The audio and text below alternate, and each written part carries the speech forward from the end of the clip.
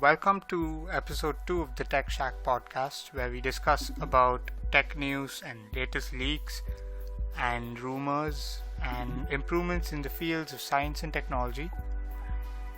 So let's start our episode.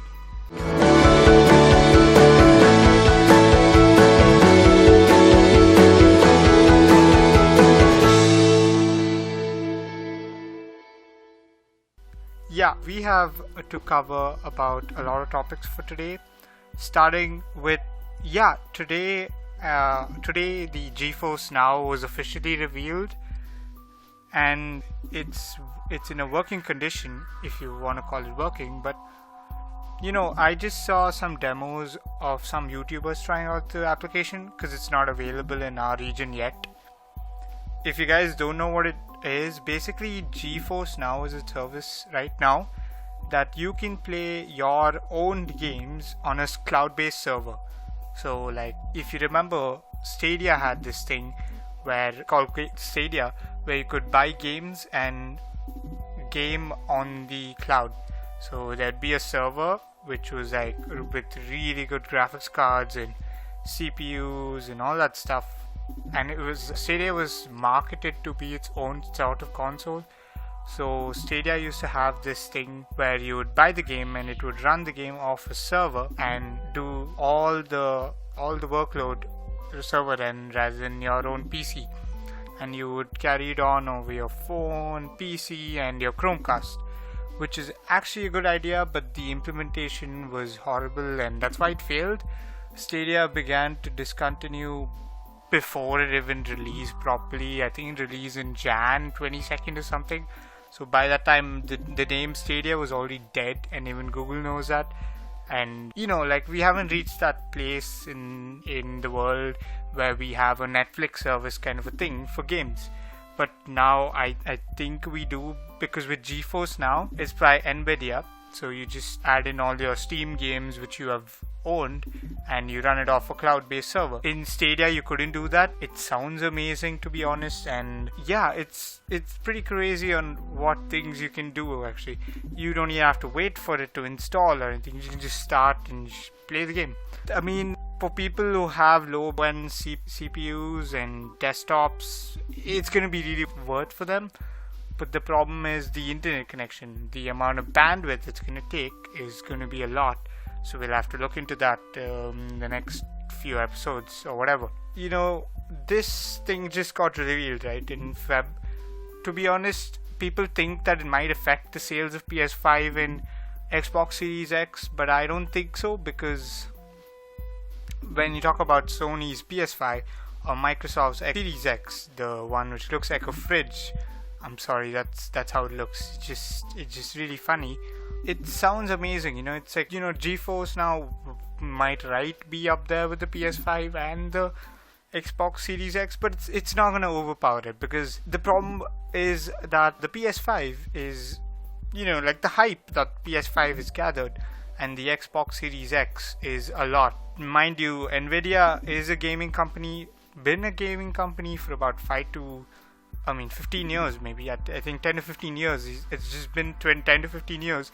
It's been supplying graphics cards to us. Like, whenever we go to buy a graphics card, we either look into AMD right now or the Nvidia market, where we have GTX 1060, 1660, 1650, 1660 Ti, 2070 Super, and they just have a lot of market. Their market share for GPUs is a lot right now. I mean, AMD is also gaining, because in the Sony PS5 and the Microsoft Xbox Series X, the GPU that is there is the AMD Navi GPU. So it sounds promising, but it's never going to overcome it. We don't have to worry about it overcoming the PS5 and the Xbox Series X. Maybe it might. Now, speaking of which, we're going to be talking about Apple's new MacBook Pro that's going to be coming around in September. The upcoming MacBook Pro, to come with the Ice Lake chips of Intel. I do have a little bit of a opinion to talk about MacBooks. I mean, they're all using Intel chips, but I think they should release like an AMD based MacBook Pro, or because Okay, not the Air, but the Pro, because if they release an AMD version, AMD's chips are really powerful for like editing. It's like workstation CPUs, it's amazing, but for gaming, it is slightly on the lower end. I mean, not too much. The high-end CPUs are really good. The Threadripper and the Ryzen 7, Ryzen 5. The Ryzen series is actually really good, to be honest, for gaming and whatnot. So when you talk about Ice Lake chips that can cause like a boost, I mean, Intel's chips are pretty good. It's not like Intel or AMD is bad.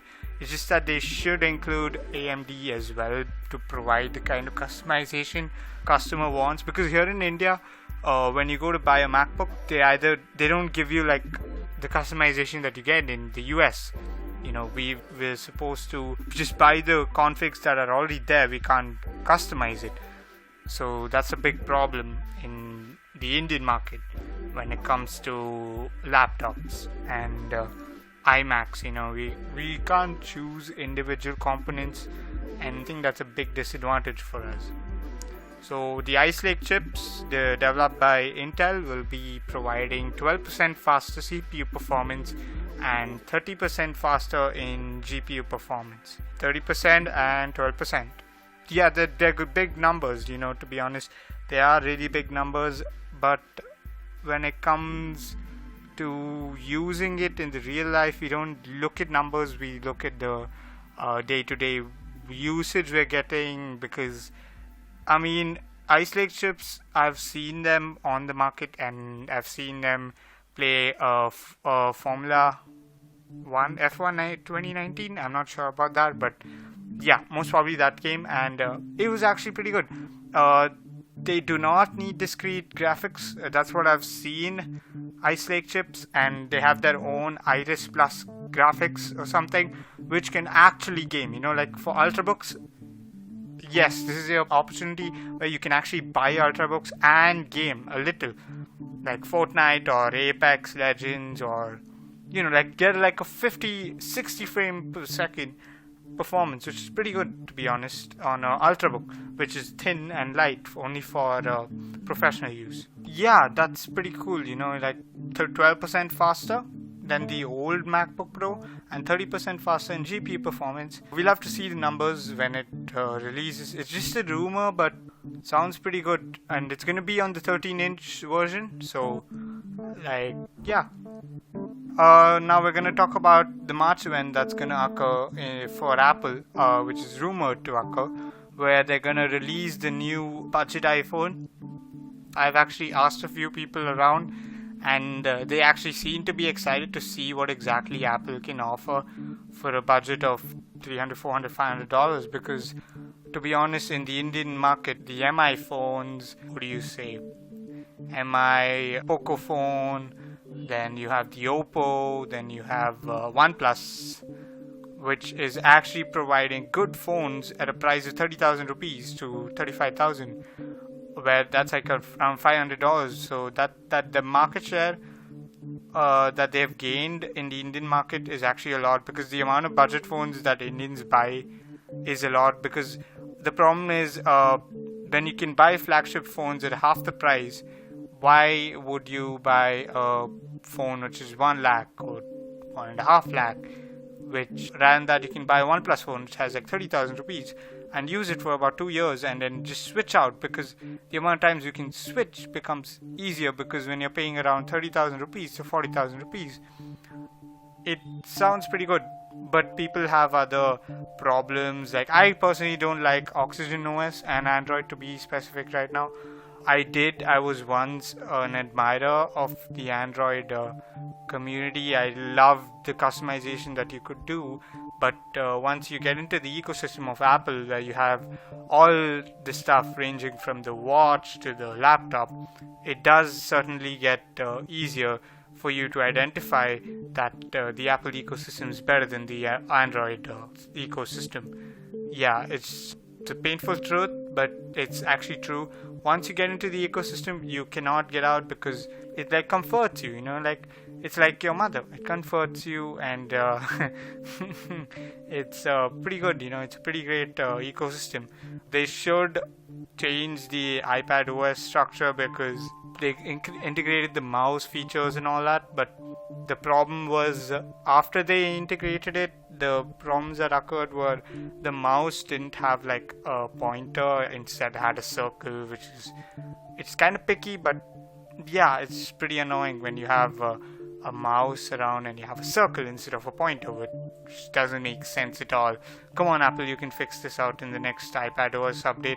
We'll have to see it in June, right? June or July, where they release previews of the new iOS 14, the watchOS 7, and macOS 10 point, I don't know, something. It's very hard to remember the names.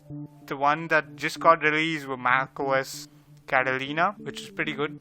Yeah, but when I had to upgrade from Mojave to, Catalina, I had to erase my SSD a couple of times, like 3 to 4 times, which was a big problem for me because, mine was a new MacBook, so I didn't have to worry much, but for people who had an old MacBook laying around, the setup process was actually kind of complicated, and I took a lot. I took like 1.5 hours, 2 hours to just figure out what exactly was wrong with the setup process in the middle.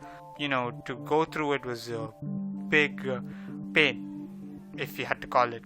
Next in news, we're going to be talking about the Star Wars series. A new Star Wars game is supposed to release this year. It's going to be a sequel or related to the Knights of Republic game, and I'm actually really excited for it because I was playing it on the PC that other day.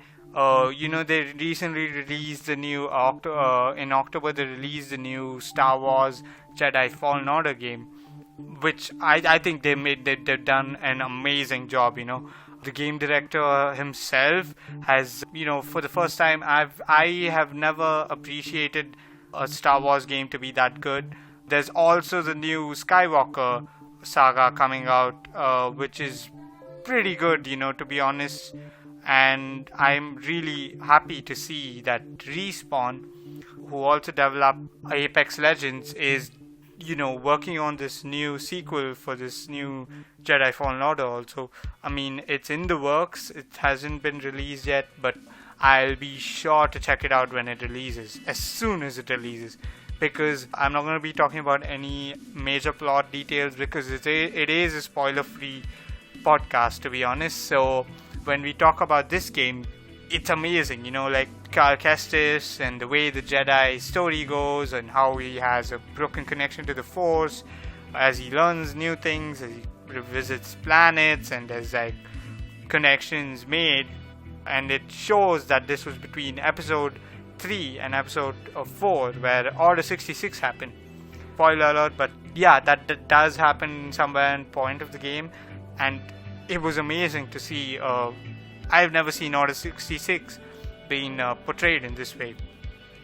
It was really good to see it. I did have some issues with it when I first started the game. If you have a slower hard drive, don't play this game because by the time it loads up all the textures, it just keeps popping. Like, remember, these old PS2 games where you had Tony Hawk's Pro Skater 2 or 3 or something, and you had to, every time you would move forward, some object would pop right in front of you. I think I had this issue. I'm not sure if others had it, but I did. And it used to be really funny because you used to go and then the sky used to be like empty, and then there used to be buildings on the side, and more would appear as you moved forward,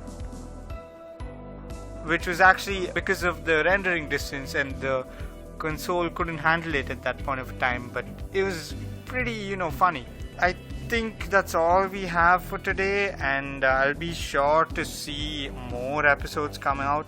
I'm actually happy to see the response I've received from this podcast, and I would like to continue it. But by the way, guys, who listen to podcasts on Apple Podcasts, Overcast, Google Play Podcast, I've submitted the review, and it's being reviewed, basically the podcast. It will be up in about a week or two. I'm gonna be sorry for the delay, but I'll be uploading it on Spotify so you can check it out. It won't be like a daily upload or like a weekly upload or like a scheduled upload, but I'll be sure to upload at least 2 times a week. I'll be talking about more interesting stuff. You guys can always ask me about any sort of, you can give me any sort of requests that you want to hear on the podcast. I'll be sure to do that. So that's it for this episode. Goodbye.